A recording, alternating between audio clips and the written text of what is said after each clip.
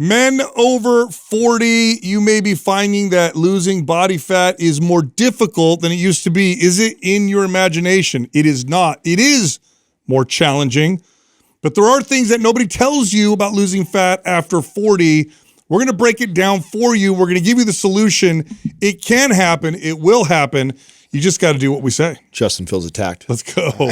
We're all over 40. I'm already looking for more fuzzies all over me, dude. You guys got me all self-conscious. It is, first of all, we're all over 40. The vast majority of our clients were in this age group, I would say, when we were trainers. Yeah.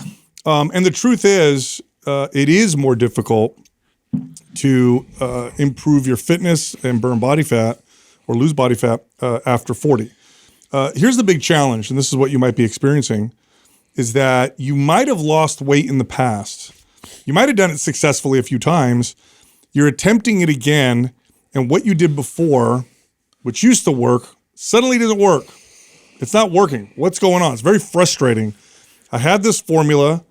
I followed the formula, and my body doesn't seem to be responding, or I don't feel as good, or I feel burnt out. What's going on? By the way, I do want to add this, that the way that we as coaches, okay, those of us who coach and train people for a living, the way we define if something worked isn't whether or not you got to your goal result. The way we define did it work is if you kept it, right? If you got the result that you were looking for and you maintained it. So I do want to add that, because although you may think what worked before, I'm going to try that again because it worked before. It actually didn't work before. It worked halfway. It got you to lose weight, but then you gained it back. So even if it did work like it used to, what would end up happening is what always happens, which is you end up gaining the weight back. Nonetheless, I want to speak to this. It feels different. Something doesn't feel the same. What's going on? Why is it different? Is it just my age? Or am I losing my mind? What's happening? Let's talk about that. I actually think this is almost every client that I trained, because rarely ever did you get a client that came to you at their first attempt at getting in shape. Yeah. Like that was rare. In fact, I can't think of a case like people typically try on their own first. Oh yeah. I mean, before they've tried several times, and normally what's happened is exactly this. They've gotten a little bit older. There was a season in their life when they were playing sports, when they were getting ready for that marathon, or just young when they were in their 20s working out, where a modality of training or a method that they followed or a diet they did worked really well for them, or they could get in shape pretty quick. It's like their go-to method. Yeah. And so they have already attempted this and applied this probably once or 2 or 3 times already. And it's just not working. And then they come to me and they go like, hey, here's the deal. I've been in shape before, and this is what's worked for me in the past, but I can't seem to lose weight anymore. What's going on with me? How do you help me? This episode is brought to you by one of our sponsors, Ketone IQ. So what is Ketone IQ? These are exogenous ketones. What's that, right? What are exogenous ketones? Well, let me explain. When you go on a ketogenic diet, this is a zero carb diet. Many people experience increased sharpness. They say their energy is more stable. They think better. They've got these nice, consistent energy all day long. It's not a stimulant because you get better sleep, but you just feel really good and really awake. Now, the challenge with that is you have to go on a ketogenic diet. You got to eat 0 carbohydrates. That sucks. It's not great for athletic performance or building muscle. It's also not sustainable. Well, enter Ketone IQ. You can eat a normal diet. You can eat your normal carbohydrates, your rice, your potato, whatever. Stick to your whole foods diet. You're doing great. Then you take Ketone IQ, and guess what? You have elevated levels of ketones in your blood within 30 minutes. Now your brain is using ketones, and you get those same effects as if you're on a ketogenic diet. I take Ketone IQ before I podcast every single day for increased sharpness, verbal fluency, better memory recall. Try it for yourself. Go to ketone.com/mindpump. That's ketone.com/mindpump. That link will get you 30% off your subscription order. Plus, you can get a free gift with your second shipment. It's buy one, get one free right now with MAPS programs, the top 10 MAPS programs. Buy one, get one free. Go to mapsbogo.com. All All right, real quick, if you love us like we love you, why not show it by rocking one of our shirts, hats, mugs, or training gear over at mindpumpstore.com. I'm talking right now. Hit pause, head on over to mindpumpstore.com. That's it. Enjoy the rest of the show. Yeah, and a big part of this, or a big part of the reason why this isn't working anymore, is it's not that you're older, and yes, age plays a role, but it plays less of a role than we think. We tend to place all of the blame on our age, and yeah, it is true that as you get older, your body, your potential, like your ultimate potential, starts to decrease in terms of athletic performance, fat loss, and that kind of stuff. But a 45-year-old man has got pretty high potential, even when he compares himself to when he was 35 or 25. Age by itself doesn't start to play a major role until once you start to get your 50s and 60s. Then it starts to play a much bigger role. So what the heck's going on then? It's your behavioral patterns, man. Yeah. I mean, your whole lifestyle is different. That's right. At this point. That's right. I think it's like, I mean, you fondly look back at like when you got in shape and that, you just applied this one method that was like this intense form of training and, sleep was, okay, but like you could pretty much rebound pretty easy. And like, I mean, the real difference for me that I've seen now, I can actually relate. Like before, I was like, my clients would come in and they'd say these things and you'd kind of roll your eyes and be like, you're just not sticking with it or consistent enough or whatever it is. But really, it's like at this point now, you understand that it's you have to be a lot more intentional. You have these like smaller windows. You have more stress that accumulates. The recovery process a little bit more challenging to really implement that. And there's a lot more kind of factors that you got to consider like more intensively. You hit the big one that I think that age plays a big role is just the accumulation of stress. That's it. Yeah. And we talk on the podcast. We talk a lot about that in the context of like a fat loss journey and exercise programming and diet and sleep in the context of a 3-month window of trying to get in shape. Yeah. But I think the part that we don't consider a lot too is like that there is that, right? Like if I have a stress bucket and last night I didn't get very good sleep, I filled a lot of that bucket up. And if I got in an argument with my wife before I went to work, I just added a little bit more to that on top of that. And then I also am underfed because I just didn't have time to make any of my meals. So now I'm getting higher. And then I go to the gym and I just hammer myself. And then now I'm over. So there's that accumulation of stress in the immediate. And then there's the accumulation of stress over That's right. years and decades.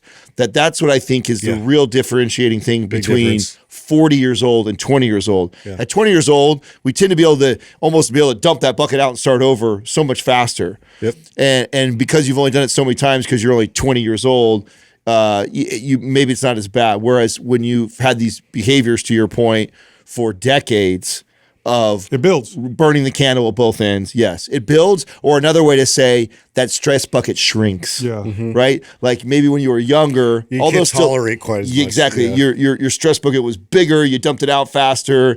Where now that stress bucket seems to have shrunk in a sense, and your tolerance for all those things, in addition to bigger life stresses on top of that. To put it plainly, right?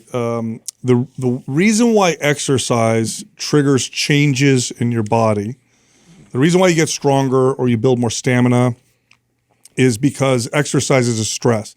It's actually a stress. In fact, if we were to examine you and take blood tests and hook you up to machines and see what's happening during exercise, all the machines would register elevated stress.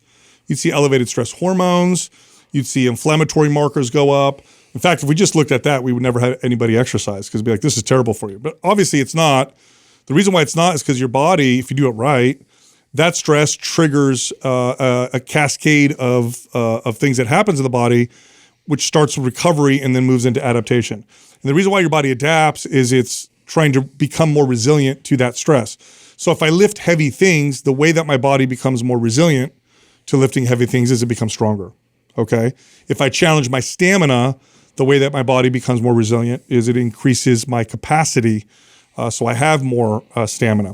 So it is a stress. But what we don't realize, so a lot of us don't realize exercise is stress. It is. We also don't realize that lots of things are a stress. You're in your 40s now. You probably have bills. You probably have a mortgage or rent and kids to take care of. When you were 25, you didn't have any of those things. And although now you're used to it, so if you ask the typical 40-something-year-old about their stress, unless something big's going on, they're like, oh, I'm fine. But the reality is there's a lot of things on your plate. And by the way, you can see this in the data. When you look at how much men earn, when men become married and have children, their earning goes through the roof. Is it because all of a sudden they become smarter and more capable? No, they got more things to take care of and more things to worry about. And so you have in your 40s more stress on you, more worries, more responsibilities, and your body has a limited capacity to recover from and adapt to stress. So when you have all these other things happening and then you throw exercise on top of it, you better be judicious and precise with how you apply your workout programming and the kind of workout programming you apply. Now, when you're 25, you could have the worst, you could have programming that is excessive with stress, but because you don't have other things in your life and other responsibilities, and you can sleep in on the weekends and you can hang out with your buddies and you don't need to take care of your kids. You really don't have a mortgage. You're going to school right now. You got maybe a part-time job. Like, it's not a big deal. You can handle it. You can recover from bad programming. In fact, you get in shape in spite of your crappy workout programming. But now you apply that same crappy methodology on yourself in your 40s with all this other stuff that's going on, and you're like, why am I burnt? Why am I not responding? Why do I feel tired? And why is my body not losing body fat? One of the reasons why your body's not losing body fat is too much stress on your body tells your body to hold on to body fat. Now, why would it want to hold on to body fat? Body fat is insurance against famine. One of the major stressors of all of humanity for most of the time. Not now, right? Now we live in modern societies, not an issue. But our bodies have already, or they're designed this way. When you get stressed, it tries to hold on to body fat. It's no different than, it's like your bank account. When things get stressful in the world, you're not sure if you're going to lose your job. Maybe they're cutting back. You're like, honey, we got to cut back on our expenses and we got to save this money just in case. This is what your body does with body fat. So one of the main reasons why this is so much more challenging for men has nothing to do with somehow the aging process is changing your body, has much more to do with the fact that you've just got more stuff that you're dealing with. And if you don't have proper, precise workout programming, the stress you're applying is either wasted or too much. And your body won't respond. I mean, I would add to that, it becomes even more challenging sometimes when people don't realize all the things that you just, like a lot, you said, like, people that are like, why am I so tired? Why is this? Why? Sometimes, and I see this a lot, where our bodies, they're so resilient and they do such a good job of adapting. People adapt to all that and they survive and they think they're okay and normal. This is their normal. Yeah. And so they think, I can't tell you how many conversations I've had with somebody who's struggling with body composition change, and they feel like they're doing a lot of the right things. They're like, I'm doing this, I'm doing that, my body isn't changing. And I'm asking the questions like, well, how's your sleep and how's your stress? I'm fine. I'm fine. Yeah. And they think they're okay, and they think their energy is okay. And what they don't realize is over the course of decades, it's just adapted lower. And they think they're fine because they don't know what good feels like. I have a great example of this. So I have a buddy of mine. He does, what does he do? He's an electrician. So he's a blue collar worker. He's got 4 kids. Great guy. Otherwise healthy. And he wants to start working out. He wants to start with, guess what time he has to work out in the morning? 4:30. Because he goes to work, he's got to drive to work, he's got these jobs, and then he gets off at 2 or 3 o'clock, but then he's going to be, with his kids and his wife and have dinner, and then go into bed. He's got a little one. Sometimes, and his wife mainly handles it, but look, if you're a man, your wife gets up with the kid, like your sleep's also getting broken, even though she's kind of handling it, and that's in his case. And so he's coming to me, and he's like, oh yeah, I could work out 4 days a week. I'm like, oh, cool. What time? 4:30. I'm like, well, what time are you going to bed? You better be going to bed at 8:30 at night. He's like, well, I got to go to bed at 10 because I'm doing, like, listen, that's not going to work, dude. And so he's trying to apply his old methods, and he's coming to me and he's like, why am I so tired? I'm like, dude, that's too much for you right now. It needs to be the right amount of stress, considering what's going on in your life. And we have a general idea what this looks like for the average 40-something-year-old man. There's also accumulated issues with your movement. Okay, these are called movement pattern issues. And a 45-year-old man has a higher likelihood of poor recruitment patterns and potential pain than a 25-year-old, just because he's been moving on Earth for more. Or Yeah, not lack moving. of movement. Oh, yeah, Or not say, or moving. not moving. Great example. This Like is your sitting. your engineer or somebody Yes. who's been sitting at a computer desk for 20 plus years. Locked in positions. Yeah, total challenge. And so what you sometimes hear is, well, I work out, but my shoulder hurts. Yeah. Or I squat and I can't hurt because I can't squat because it bothers my hips knee hurt. or my hip hurts. And that's because you have this kind of accumulated movement pattern issues, either from sitting all day or from doing the same thing all day or whatever, that you might not have had in your 20s, when in your 20s you're kind of coming out of your teens when you're playing sports and moving all the time. And so you got to consider that as well. And then finally, here's a big one that you need to consider. Big one. Time. You don't got all the time in the world to work out.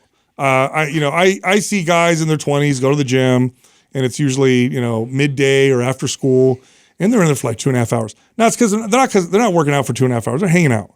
They're working out and they're hanging out.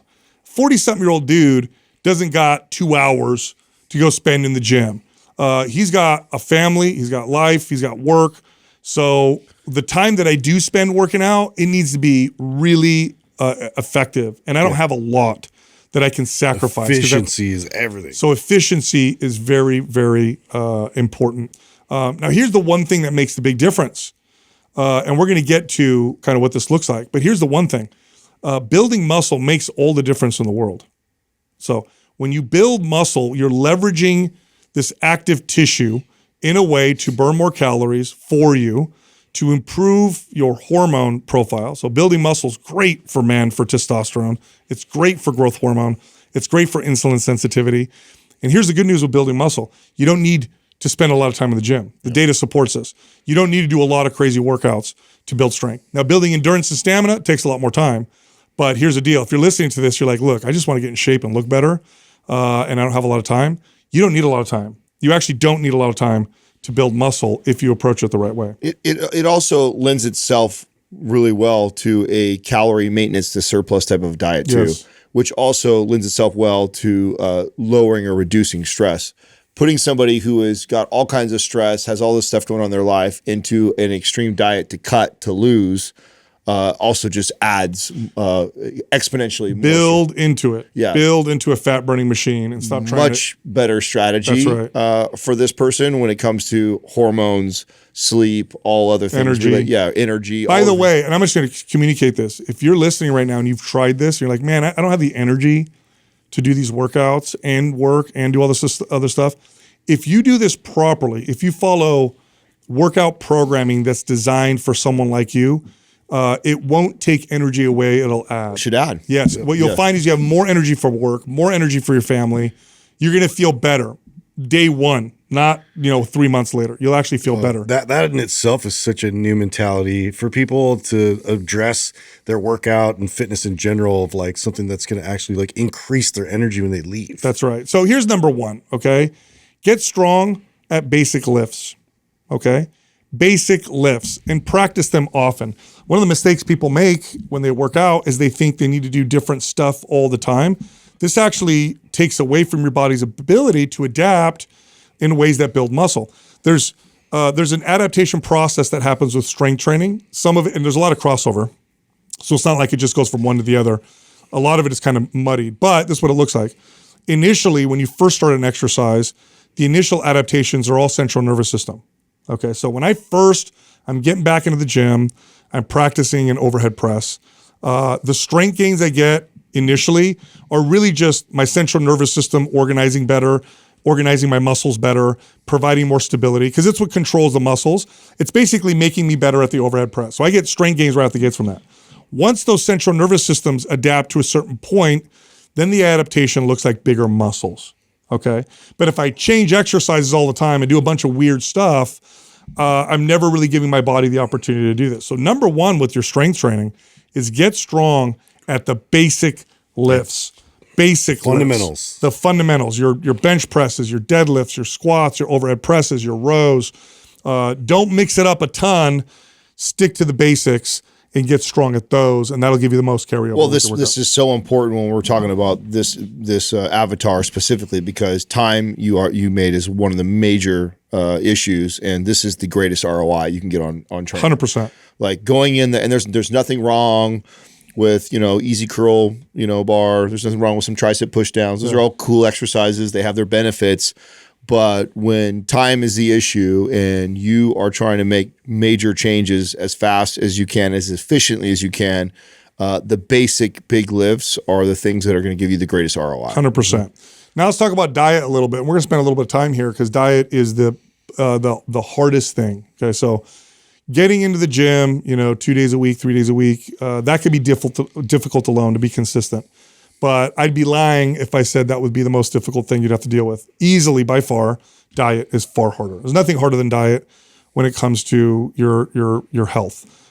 Exercise, being consistent a couple days in a week, difficult, but I could almost always make that work with my clients.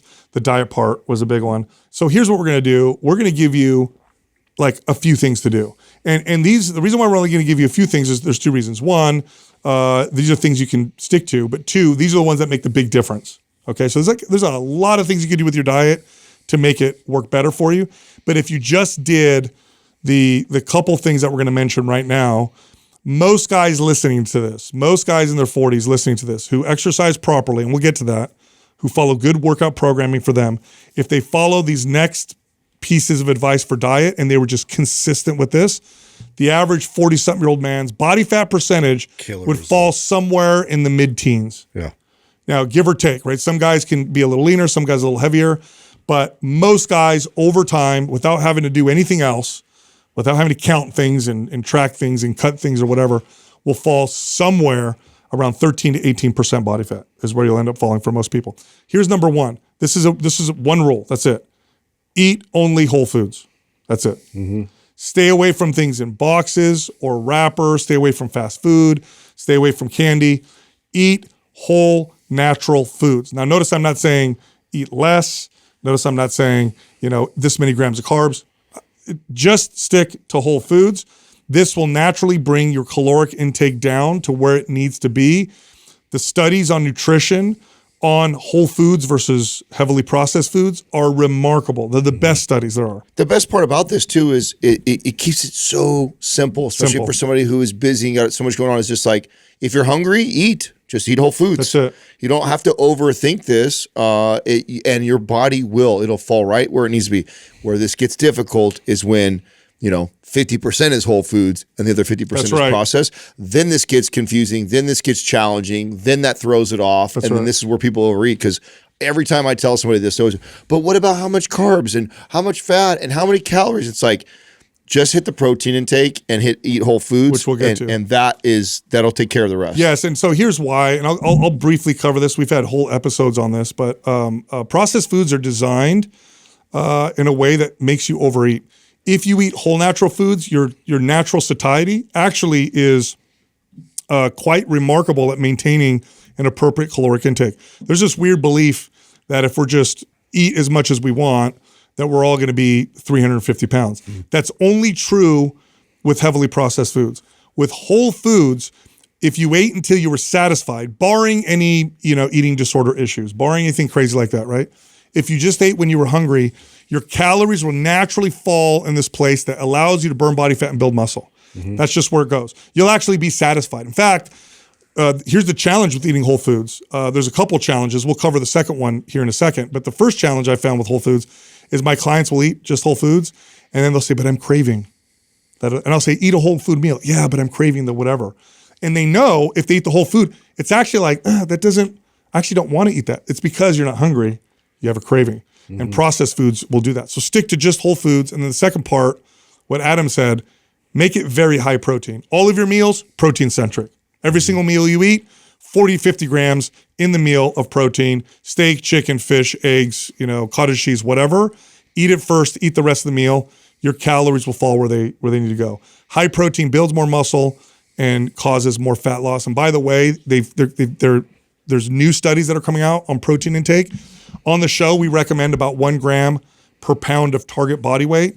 The old data showed a little less. We always rounded it up to 1 because we always found it worked better. Guess what the data supports, fellas? Higher. 1 gram. Yeah. The data supports 1 gram, maybe even a little higher for building muscle. So if you're a guy and you want to weigh about 200 pounds, aim for 200 grams. That's 50 grams of protein in 4 meals. Aim for that. The best part about this too is you don't even have to overcomplicate what types of protein. You can really enjoy yourself. Yeah. You can eat fattier cuts. You can enjoy ribeye, tri-tip. Ground you can beef, enjoy ground beef. Eating things like this, if you just stick to that rule of whole foods, eat it first, then everything follows. That's right. It'll take care of the rest. And so this idea of like even having, because I think a lot of times too, people think high protein, they think right away chicken breasts and fish. Like boring. Yeah. I didn't say high protein, low fat. Right. I just said high protein. That's right. Whole foods. That's right. That's And it. and you can really enjoy good cuts of meat and just eat it first and then let the carbs and everything else follow second. That's right. And then here's the part that makes this all possible. If you don't do this, eating only whole foods will be almost impossible. Okay, so here's what you got to do. Meal prep. This is the one thing that made the biggest difference with my male clients over 40. Once a week or twice a week, they would go out and they'd grill a bunch of meat, a bunch of chicken, a bunch of whatever, cook a bunch of ground beef and prep their meals for them. Because here's what happens. Yeah. If you're trying to stick to whole foods and you don't have a meal available, It's just not there. it's not there, you're It's not screwed. there. Yeah, the environment just doesn't promote this enough to where you're going to go down to your local store and it's going to be an easy option that's convenient. Never. Nothing's ever convenient within the Whole Foods realm, but you can control that by prepping ahead of time and kind of making these last. Sometimes we really overcomplicate this too. Yep. Like a lot of the times the challenge that people have with this is just getting out of their way of thinking of like the way they've made dinner their whole lives before. Right. Is this like Just got to make them bigger. you just got to be way bigger. Like that's all it is. It's just like if you made You can actually meal prep every night with dinner that's by what just making that's a huge dinner. that's exactly what I'm saying that's by a good point. overcomplicating this, because some people are like, man, that means I got to spend all day Sunday meal prep and all this stuff. It's like that's one way to do it. Or just if you say just 2 or 3 nights out of the week, you actually make home cooked meal. Double up the serving. Just double or triple up the serving. Yep. Like just get used to, instead of making a pound of meat for you and your spouse or family or whatever, it's 4 or 5 pounds. Yeah. And instead of cooking 1 or 2 cups of That's rice, exactly what I do. it's 5 to 6 cups of rice. And that gets you for the next 2 or 3 days. And then when you do it again, you do it again So like here's that. what I do. On Sundays, I meal prep and I make about 5 pounds of chicken thighs or sometimes less chicken thighs. And I'll do a big thing of ground beef. I'll make a big pot of white rice. And then I'll cook a big thing of broccoli or whatever, choose your vegetable. You can make ground beef rice bowls. You can do chicken thighs and rice, whatever. It's all good. I enjoy it. You can choose different cuts. And then in my fridge, I got a bunch of meals ready to go. By the time Wednesday, Thursday comes around, I typically run out. And that's when my wife will make extra dinner. Yeah. So she'll, instead of making 1 tri-tip, she'll make 2. And then I have more meals. And it's just, it's, by the way, fellas, in your 40s, look, this has got a double, there's a double side to this. There's another side to this of value. You save money. Hell yeah. Guys, listen. Especially today. You're taking care of your family. You got a job. You want to take some stress off your life. Meal prep. It saves you money and it gets you lean. Yeah. It does both of those things. Now you're not eating out. You've got your meals. 2 birds. That's pretty much it. Eat whole foods, very high protein, meal prep. Diet part is done. Diet part is done. Here's the last part, okay? The number one thing that will increase your resilience to stress, okay? Because there are stresses in your life, and sometimes you'll hear people say this. I used to say this when I was a stupid young kid, and I didn't understand what it was like to manage all these things. Sometimes you'll hear people say, well, you got to get rid of certain stresses in your life. Like, oh, what, my mortgage? I got 3 kids. Like, what am I going to get? My job? Yeah, Like, I can't get rid of these. those. Yeah, what am I going to get rid of? Or I'm taking care of an old parent. Like, what am I going to get rid of? Well, you can increase your resilience to stress. And the number one thing, nothing comes close to this. Nothing touches this. No recovery hack, no supplement. Nothing is better than sleep. And so how do you do this as a man in your mid-40s? You prep for your sleep. You prep for it. Yeah. You know what your bedtime is, an hour before you get ready. Go to bed at the same time, wake up at the same time every day. If you do that consistently by itself, it makes, in fact, I had clients, I had more clients than I can count right now. I can think of many clients I had in this category where when we nailed down sleep, it was like turbocharged. Nothing else changed. All we did was get their sleep done.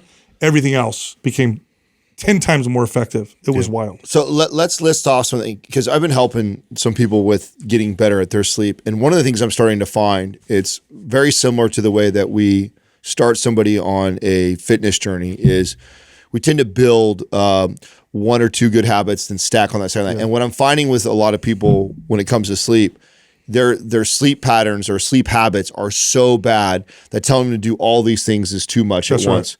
And so my advice would be to, and I'll give you a list of different things that people tend to do to improve, and don't try and do all of them at once. Find the thing that's most egregious and try and get consistent with that one thing. So it's like screen time, past 7 or 8 o'clock, you see all the time. People on their phones, and they're like, I see that all the time. I see late night eating. I see doing work and work email stuff late at night. There's like, these things are drinking like right before, like a bunch of water or fluid like right before it. There's like a handful of these things that people all tend to do. It's like, if you're doing all of those, pick one and get really good at eliminating it. And then stack another one on it and then treat it the same way. Like, that's how powerful sleep is, that it deserves that much attention to try and get better at it, because the ROI on that's so good. What I found is going to bed at the same time and waking up at the same time every morning makes the biggest difference. But the challenge is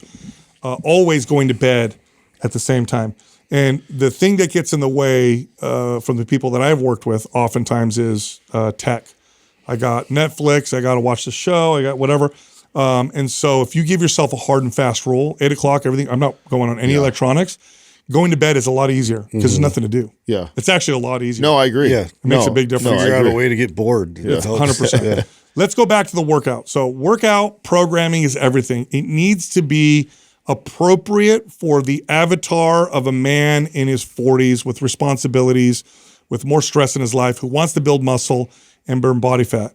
Programming is everything. There's a couple things you want to focus on with the programming. We talked about this already, the basics, but some of those basics require a decent amount of skill. A deadlift and a barbell squat, for example, require a decent amount of skill. They're phenomenal exercises, but if you're listening to this, you may be someone that's like, man, when I deadlift, I feel like my back, I'm going to throw out my back. Or when I squat, I'm unsure, or I feel at my knee, like, what do I do? You can replace those two exercises with variations that are a lot safer, that have pretty much the same kind of value. For example, instead of a straight bar deadlift, do a trap bar deadlift. Instead of doing a traditional barbell squat, do a box squat. That's just a simple example of things that you could do in your programming to make the workout safer, but not reduce any of its effectiveness.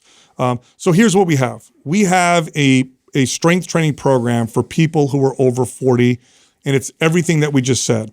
It's called MAPS 40 Plus, okay? We also have a program called MAPS Powerlift, which would be a great program to follow up with after 40 plus, because both of them are to build strength, build muscle, combine it with the nutrition tips that we gave, and you're gonna watch yourself have this nice, consistent pattern of getting leaner and building more muscle. And here's what we're doing right now because of this episode. If you buy 40 plus, you get MAPS Powerlift for free. It's a buy one, get one free. It's happening right now. Go to mapsbogo.com, get 40 plus, and get Powerlift thrown in for free. All right, I know you liked that episode. If you did, check this one out. 30% body fat. For men, this is way too high. This is actually a bit high for women as well. So in today's episode, we're talking about how you can go from 30 to 10. What is 10% body fat? This is when you have a visible six-pack. Can you go from 30 to 10%? Yes, it's possible, but not if you guess along the way. So we're going to talk about how you can do that in today's episode. Now, there's a huge range, right, of like body types. Yes. Some people can run a little bit heavier or a little bit higher body.